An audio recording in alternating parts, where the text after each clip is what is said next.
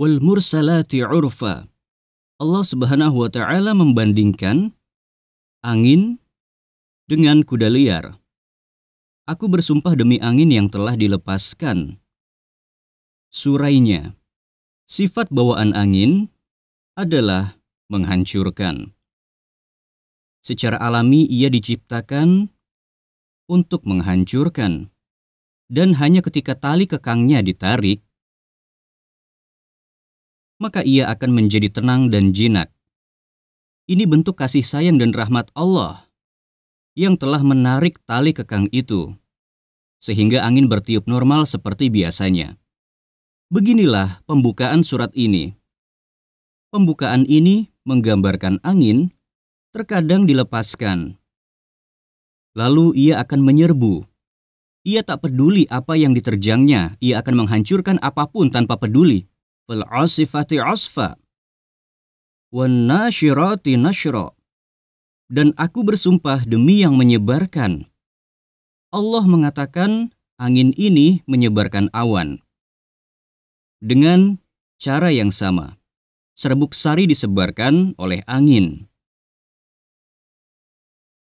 Pepohonan yang Anda lihat di sekeliling Anda, tumbuhan hijau, bunga-bunga yang Anda lihat, rerumputan yang Anda lihat, serta hewan-hewan di bumi diberi makan dengan perantaraan serbuk sari.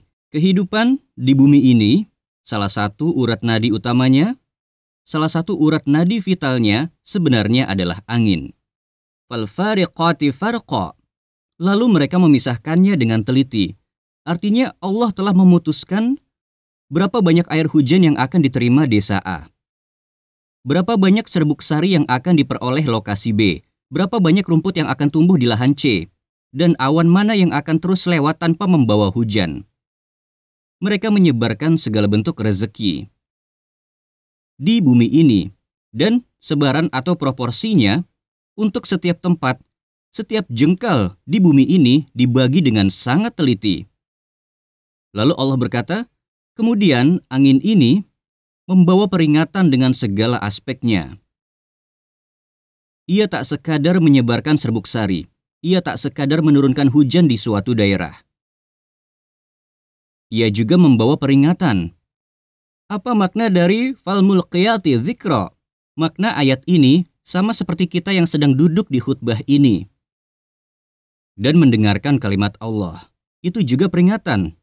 Allah sebenarnya sedang mengatakan bagi orang yang berusaha menumbuhkan kemampuan untuk memikirkan, ketika ia pergi keluar, setiap kali mereka merasakan hembusan angin, ia seakan baru diingatkan. Ia seakan baru dinasihati. Semua yang dijelaskan Allah mengingatkan dirinya. Mengingatkannya akan dua hal, kekuatan Allah untuk menghidupkan dan kekuatan Allah untuk mematikan. Hanya dengan merasakan semilir angin di wajahnya. Dan ini juga salah satu fitur Al-Quran yang paling menakjubkan. Allah menyebut wahyunya sebagai ayat-ayat. Allah menyebut ciptaannya, angin, gunung, pohon, langit. Allah juga menyebutnya ayat-ayat.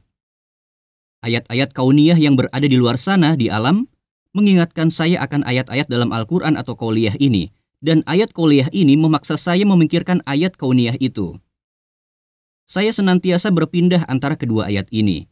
Dalam merancang sistem, manusia, orang yang beriman, selalu terpapar ayat-ayat Allah.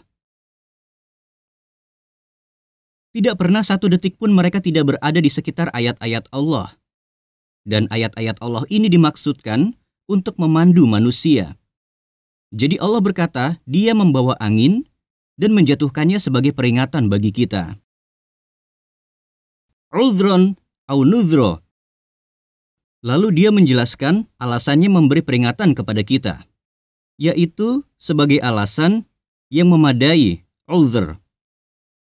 Tahukah Anda apa maknanya? Bahwa pada hari perhitungan nanti, ketika seorang manusia dihadapkan kepada Allah dan berkata, saya tidak tahu apa-apa tentang wahyumu.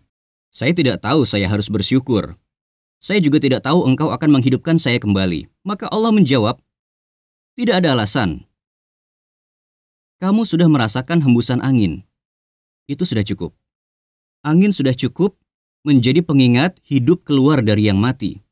Jika saja dahulu kamu memikirkannya, angin sudah cukup bagimu untuk mengetahui ada suatu zat yang mengendalikan semua ini. Angin sudah cukup sebagai udhron, kemudian au-nudhro, dan angin juga sudah cukup sebagai peringatan. Angin juga berfungsi sebagai peringatan.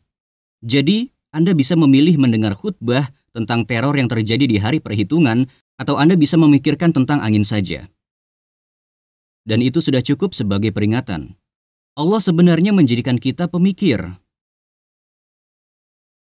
Dia menjadikan kita orang yang dipaksa untuk merenung. Saya dan Anda tidak mungkin menjadi manusia Qur'ani tanpa memikirkan dunia di sekitar kita.